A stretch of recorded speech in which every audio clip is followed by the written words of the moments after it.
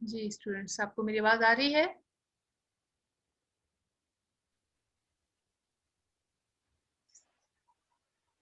Okay. So the topic जो आज हमने शुरू करना है that is prokaryotes and eukaryotic cell. ठीक है, आपको मेरी स्क्रीन नजर आ रही है Rabika? Yes, ma'am. Okay. We all know that the prokaryotes and the eukaryotes, we are basically familiar with these two terms. जैसे कि pro word is for the before यानी कि earlier, and karyon KARY, this is word used for nucleus। ठीक है, यानी कि proper nucleus, यानी कि यू का मतलब ट्रू और कैरियोटिक यानी कि प्रॉपर न्यूक्लियस यानी कि ट्रू न्यूक्लियस। ये eukaryotes all those organisms which have true nucleus in them, and prokaryotic यानी कि जो उनसे अर्लियर थे, उनसे पहले के थे। So biologists have divided the cells into two main types, prokaryotic and eukaryotic cells. ठीक है, the difference between these two types of the cells are mainly based upon the structure of their nuclei. अब सबसे main difference in दोनों के दरमियान ये है कि इनका न्यूक्लियस कैसा है। फिर जैसे मैंने आपसे कहा कि ट्रू न्यूक्लियस और जो कि उससे पहले वाले ऑर्गेनिजम्स का न्यूक्लियस था। तो जो ट्रू, जिनके अंदर प्रॉपर न्यूक्लियस है, those all have to true nucleus, they are called eukaryotic cells, and all those which were earlier to them, उनसे जो पहले के थे, वो उनको हम कहते हैं प्रोकैरियोटिक न्यूक्लियर सेल्स। सो अब यहाँ से यूकैरियोट्स की बारे में इंफॉर्मेशन स्टार्ट हो जाती है। They have a well defined nucleus in which nuclear material, that is chromosomes और the DNA, is enclosed in double nuclear membrane. ठीक है, यानी कि पहली मेन चीज जो यूकैरियोट्स में पाई जाती है, that they have proper nuclear material enclosed इन, यानी कि उनका जो डीएनए होता है या क्रोमोसोम्स होते हैं वो प्रॉपर न्यूक्लियर मेम्ब्रेन में कवर्ड होते हैं। लेकिन in prokaryotes however genetic material is without any nuclear membrane. अब आप यहाँ पर देख रहे हैं, ये इनकी डायग्राम है, ये प्रोकैरियोट्स की डायग्राम। ठीक है, क्योंकि आप ये देख सकते हैं, यानी कि जनरलाइज प्रोकैरियोटिक सेल, यानी कि आमतौर पर प्रोकैरियोटिक सेल कैसा होता है। आप इसमें देखें कि इसका न्यूक्लियर मटेरियल या डीएनए, ठीक है, ये ऐसे किसी विदाउट न्यूक्लियर मेम्ब्रेन, आपको नजर नहीं आ रहा कि किसी न्यूक्लियर मेम्ब्रेन के अंदर, ये ऐसे ऊपर ओपन ओपन है, ठीक है, साइटोप्लाज्म के अंदर। This is without any nuclear membrane covering and is directly submerged in the cytoplasm। ये proper, तो ये ऐसे खुलेआम साइटोप्लाज्म में बिखरा हुआ होता है। So organisms possessing prokaryotic cells are called prokaryotes and those possessing eukaryotic cells are called eukaryotes। ठीक है, यहाँ तक क्लियर है? यानी कि ये सिंपल डेफिनेशन में इनका डिफरेंस आ गया। अब इसमें कौन कौन से ऑर्गेनिजम्स प्रोकैरियोटिक ग्रुप में पाए जाते हैं? Prokaryotes include bacteria and blue green algae. अच्छा, ये जो हमारा नेक्स्ट चैप्टर हम पढ़ेंगे, हम सबसे पहले पढ़ेंगे इन दोनों के बारे में, यानी कि बैक्टीरिया कैसे होते हैं और उसके बाद ब्लू ग्रीन एल्गी या फिर साइनोबैक्टीरिया ये कैसे होते हैं। अब यूकैरियोट्स में कौन से ऑर्गेनिजम्स आ जाते हैं? इनमें आ जाते हैं जी मल्टी सेलुलर, मतलब यूनिसेलुलर भी आ जाते हैं। देखिए, यूनिसेलुलर और मल्टी सेलुलर ये एक और बात है। इनके कोई भी सेल, चाहे वो यूनिसेलुलर हो चाहे वो मल्टी सेलुलर हो, होता उसमें डीएनए का डिफरेंस है। ठीक है, कि क्या डीएनए प्रॉपर मेम्ब्रेन बाउंड है, मेम्ब्रेन के अंदर है, या फिर वो ओपन सबमर्ज्ड है साइटोप्लाज्म के अंदर। ठीक है, ये बात समझ आ रही है सबको? नहीं आ रही? इस बात की मैम दोबारा से बताएं। अच्छा, मैं दोबारा से बता, देखिए ना, एक तो सिंपल सी बात है, यूकैरियोट यूनिसेलुलर और मल्टी सेलुलर ऑर्गेनिजम्स क्या होते हैं? Unicellular those which contain only single cell, यानी कि एक सेल पे उनकी पूरी बॉडी कंसिस्ट कर रही होती है। ठीक है, मल्टी सेलुलर जिनके अंदर ज्यादा सेल्स होते हैं, 2 4 10 इवन 100 या थाउजेंड्स ऑफ द सेल। ठीक है, एनिमल्स में, प्लांट्स में, तमाम के तमाम। लेकिन अब यूनिसेलुलर में जो those organisms which have only one cell, ठीक है, अब अगर उनका न्यूक्लियस ट्रू होगा, उनका न्यूक्लियस प्रॉपर मेम्ब्रेन के अंदर होगा, तो उसको हम कहेंगे यूकैरियोटिक यूनिसेलुलर। ये बात मुझे समझ आ गई? यूकैरियोटिक एंड यूनिसेलुलर, यानी कि सिंगल सेल है और इनका ट्रू न्यूक्लियस है, सो दे आर यूनिसेलुलर यूकैरियोट। लेकिन यूनिसेलुलर प्रोकैरियोट भी हो सकता है, होगा यूनिसेलुलर, लेकिन उनका न्यूक्लियस प्रॉपर मेम्ब्रेन बाउंड नहीं होगा, इसलिए उसको हम कहेंगे यूनिसेलुलर प्रोकैरियोट। अब ये बात समझ आ रही है, नहीं आई अभी? Yes, ma'am. जी आ गई है। Yes, ma'am. यूनिसेलुलर प्रोकैरियोट वो हैं कि those which consist of only one cell, लेकिन उनका अगर न्यूक्लियस ट्रू ट्रू न्यूक्लियस होगा, मेम्ब्रेन बाउंड होगा, वो हो जाएगा यूनिसेलुलर यूकेरियोट। लेकिन अगर यूनिसेलुलर ऑर्गेनिजम्स का ही न्यूक्लियस मेम्ब्रेन बाउंड नहीं होगा तो उसको हम कहेंगे यूनिसेलुलर प्रोकैरियोट। तो यही बात आ जाती है मल्टी सेलुलर में कि अगर मल्टी सेलुलर ऑर्गेनिज्म का न्यूक्लियस ट्रू न्यूक्लियस है, मेम्ब्रेन बाउंड है, तो वो हम कहेंगे मल्टी सेलुलर यूकेरियोट्स। ठीक है। अच्छा, ये भी एक इंटरेस्टिंग बात यह है कि मोस्टली मल्टी सेलुलर ऑर्गेनिज्म जो होते हैं दे आर यूकेरियोट्स, क्योंकि वो थोड़े से कम्प्लेक्स होते हैं, बड़े होते हैं। ठीक है। For example animals, plants, fungi and protista. ये तो अब बात आ गई सिर्फ इनकी डेफिनेशन की कि इनका न्यूक्लियस कहाँ होता है और कैसा होता है। फिर उसके बाद अच्छा, ये अब नीचे डायग्रामेटिक डिफरेंस दिखाया गया है इसमें फिगर 4 जी, जो आपको लास्ट में यहाँ पर दिखाई गई है।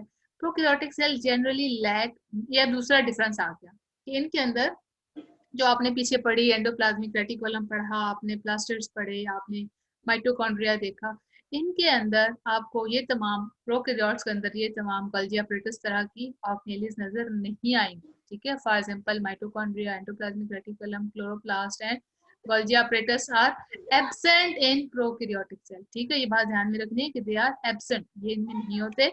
Since there is no nuclear membrane, इनके अंदर कोई न्यूक्लियर मेम्ब्रेन भी नहीं होती, so prokaryotic cell has no distinct nucleus, यानी कि इनका कोई वाजिया, डिस्टिंक्ट का मतलब होता है वाजिया और सेपरेट, इनके अंदर कोई वाजिया न्यूक्लियस नहीं होता। And it's DNA molecule is directly suspended in the cytoplasm, और इसका डीएनए यूं इस तरीके से सस्पेंडेड रहता है अपने साइटोप्लाज्म। सस्पेंडेड मीन मोलिक रहना, ऐसे ना खड़े रहना, बिखरा रहना। अच्छा, ये तो हो गया दूसरा डिफरेंस। अब जो तीसरा, अच्छा दूसरा तो आप चले इसको कर लेंगे, मेम्ब्रेन बाउंड ऑर्गेनेलिज। ठीक है।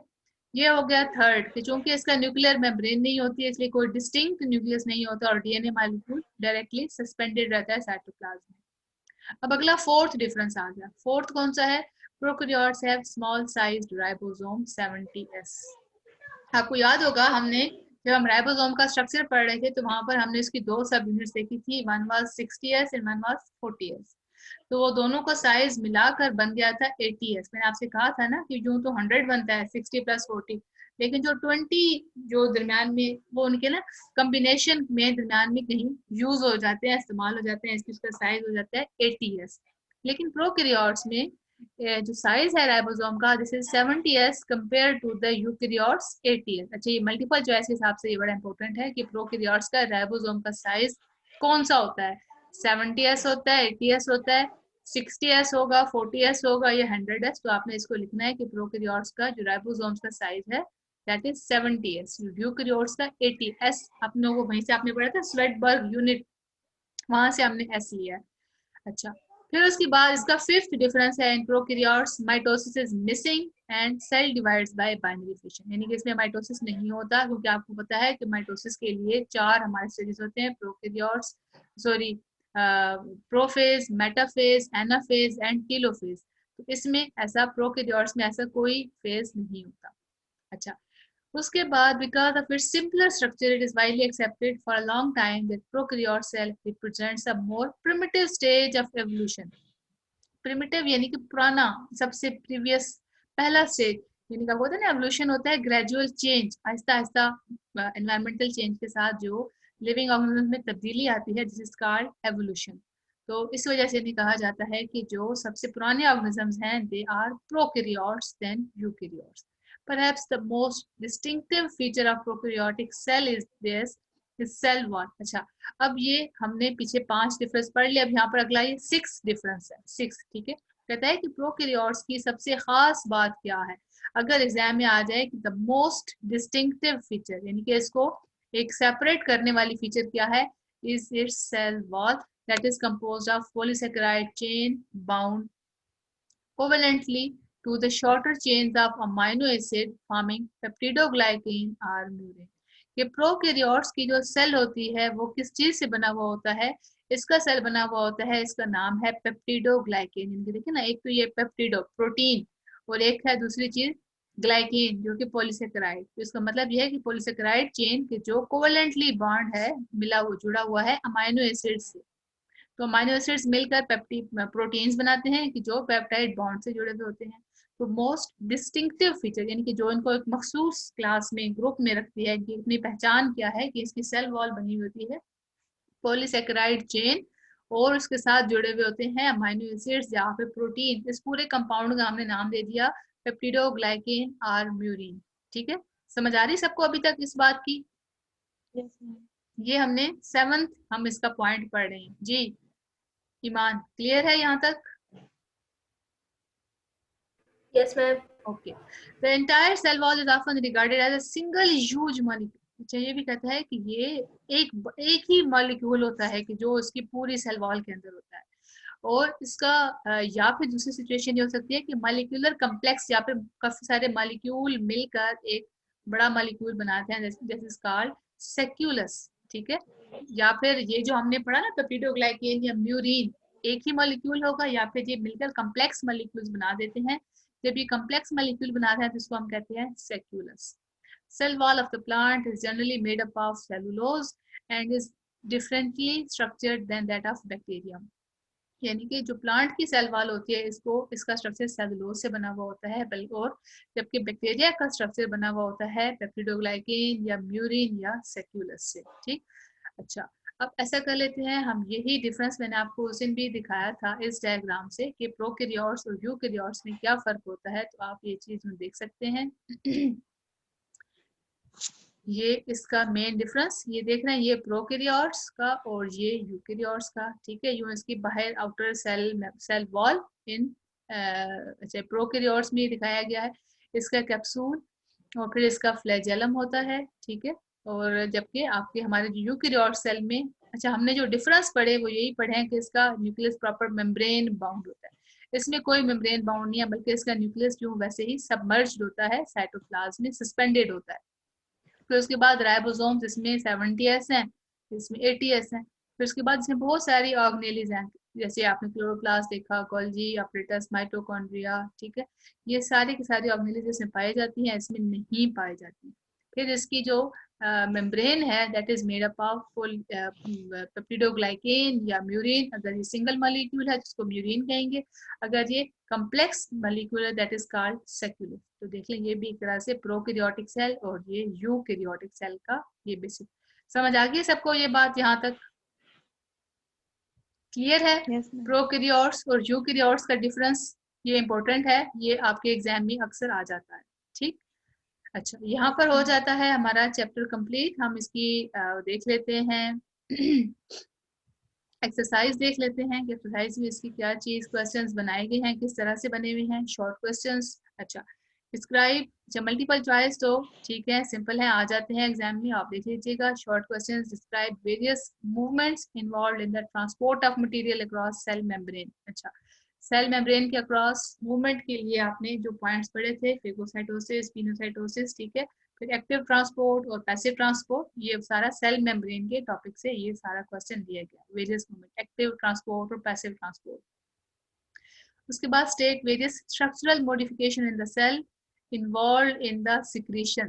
ठीक है, ये सिक्रीशंस कोई स्ट्रक्चरल मॉडिफिकेशन कहाँ पर होती है, ये आपने पढ़ा है कहाँ पर, गोल्जी ऑपरेटस में, कि कैसे जो उनकी प्रोटीन सिक्रीशन है जिसको ग्लाइकोप्रोटीन या अगर लिपिड्स हैं तो उनको ग्लाइकोलिपिड्स में कन्वर्ट कर दिया जाता है। ठीक, list the processes blocked by the mitochondrial failure in the cell, कि अगर उस माइटोकॉन्ड्रिया अपना रोल परफॉर्म नहीं कर सकेगा तो कौन कौन से जो प्रोसेस हैं वो हमारे ब्लॉक हो जाएंगे। माइटोकॉन्ड्रिया में आपने देखा था कि जितने भी हमारे ग्लाइकोलिसिस हो रही होती है, उस फूड की ब्रेक डाउन हो रही होती है और वहां से एनर्जी की हम ले रहे होते हैं, बाहर की तरफ से ना एनर्जी एक्सट्रैक्ट कर रहे होते हैं। ठीक है, तो इसके अलावा हमारे जितने भी मेटाबॉलिक प्रोसेस हैं like Krebs cycle, aerobic respiration, fatty acid metabolism, तो ये सब हो रहे होते हैं हमारे माइटोकॉन्ड्रिया में। ठीक, यानी कि अगर माइटोकॉन्ड्रिया अपने रोल परफॉर्म नहीं करेगा ये सारे प्रोसेस रुक जाएंगे। अच्छा, what will happen if a chromosome loses its structure. ठीक है, कि अगर क्रोमोसोम का स्ट्रक्चर लूज हो जाए, ये आप लोग सब लोग मुझे ग्रुप पे कॉल कर रहे हैं, या आप लोग भी कर रहे हैं ग्रुप पे कॉल मुझे। पता नहीं, ये फोजिया और वो लोग ग्रुप पे कॉल कर रहे हैं। चलें ठीक है, मैं उनकी भी कॉल रिसीव कर लेती हूँ। बल्कि ऐसा है कि वो लोग भी मेरी आवाज़ सुनते रहेंगे। एक सेकेंड।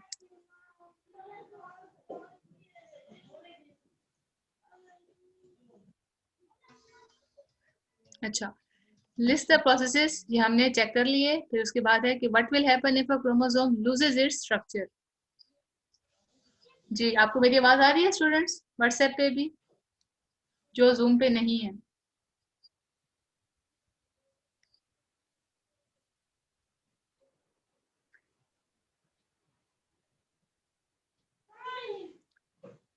अगर क्रोमोसोम अपना स्ट्रक्चर लूज कर देता है तो क्या होता है कि, अगर देखिए हमने पढ़ा था ना कि हमारे जीन्स होते हैं क्रोमोसोम के ऊपर, तो जीन्स वो मिस हो जाएंगे। ठीक है, अगर जब वो जीन्स नहीं होंगे तो जितने भी वो रोल परफॉर्म करने होते हैं जीन ने, तो वो वहां से रिमूव हो जाएंगे, पूरे बॉडी के प्रोसेस रुक जाएंगे। How does autophagy help in converting a tadpole larva into an adult amphibian. देखिए हमने इसके ऑटोफेगी में पढ़ा था कि क्या होता है कि सेल्फ ईटिंग, यानी कि ओल्ड पुराने और जो डैमेज्ड ऑर्गेनिज्म हमारे ऑर्गन्स होते हैं, उनके रिमूवल के लिए हमारे ऑटोलाइसिस का ही स्ट्रक्चर। मैम आपकी आवाज का वॉल्यूम बहुत कम आ रहा है, आवाज ही नहीं आ रही। आवाज नहीं आ रही? अब आ रही है? अब आ रही है या नहीं आ रही? हेलो, मैम ठीक आ रही है आवाज। ठीक आ रही है? अच्छा, तो टेडपोल लार्वा की से अडल्ट एम्फीबियन बनने के लिए ये ज़रूरी होता है कि उसमें नए जो बॉडी पार्ट्स हैं जो रिक्वायर्ड हैं उनकी कंस्ट्रक्शन की जाए और पुराने वालों को रिमूव किया जाए। तो उसमें ऑटोलाइसिस ही जो या ऑटोफेगी का जो प्रोसेस है वो उसमें हेल्प करता है।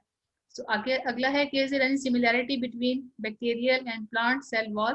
तो बैक्टीरियल और प्लांट सेल वॉल में हमने अभी डिफरेंस पढ़ा है कि बैक्टीरियल सेल वॉल जो होता है that is made up of murein और plant cell wall is made up of cellulose.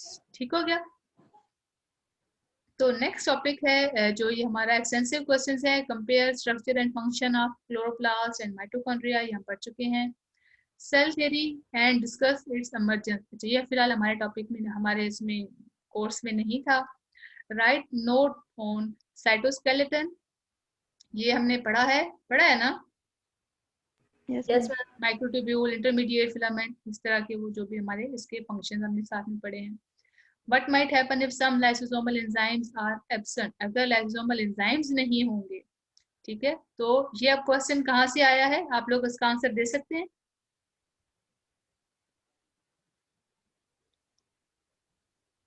Ji students, सोचें। लाइजोसोम वाले। जी, अगर lysosomal enzymes नहीं होंगे तो क्या होगा?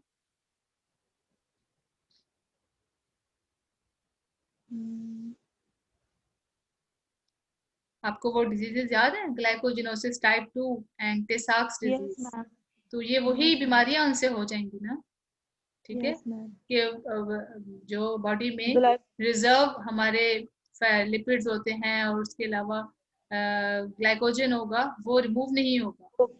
ठीक है, यस मैम। तो बहरहाल मैंने अभी आप लोगों को काम दे दिया है कल के लिए, कि आप लोगों का कल का यही काम होगा कि आपने जो सेकेंड हाफ है इस चैप्टर का वो प्लस ये एक्सरसाइज, और जो अगली पिछला हाफ था वो सबको आपने रिवाइज करके कल मैंने फुल चैप्टर का आपसे टेस्ट लेना है। ठीक है, yes ma'am. Okay. So the next chapter is variety of life, यानी कि लाइफ में कितनी वैरायटी पाई जाती है, हमारे लिविंग ऑर्गेनिजम्स कैसे हैं। ठीक है, आपको इस पूरे ट्री से ये चीज नजर आ जाती है कि कितनी तरह के ऑर्गेनिजम्स हमारे इर्द गिर्द हैं, हमारे हर तरफ पाए जाते हैं। अच्छा, अगर हम सबसे पहले शुरू करें कि लाइफ सबसे पहले कैसी थी, सबसे बहुत पहले पुराने, अभी आपने एक वर्ड पढ़ा कि जो हमारे प्रोकैरियोट्स हैं they are most primitive type, primitive यानी कि पुराने।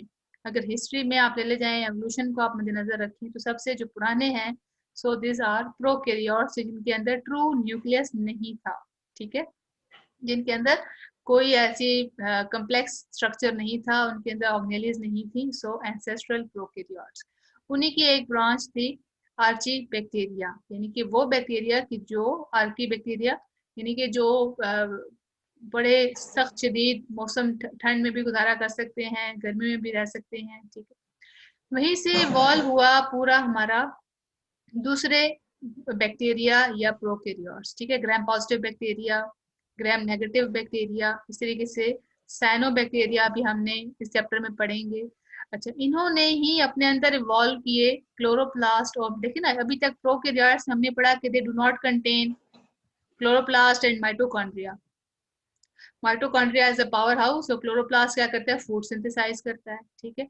इन्होंने जब अपने अंदर ये चीजें इवॉल्व की तो ये कन्वर्ट होना शुरू हो गए किसमें, यूकेरियोट्स में। मतलब यूकेरियोट्स के लिए तो प्रॉपर न्यूक्लियस का होना जरूरी था, इसलिए ये अभी हमने इनको ये कहा दे आर प्रोकैरियोट्स।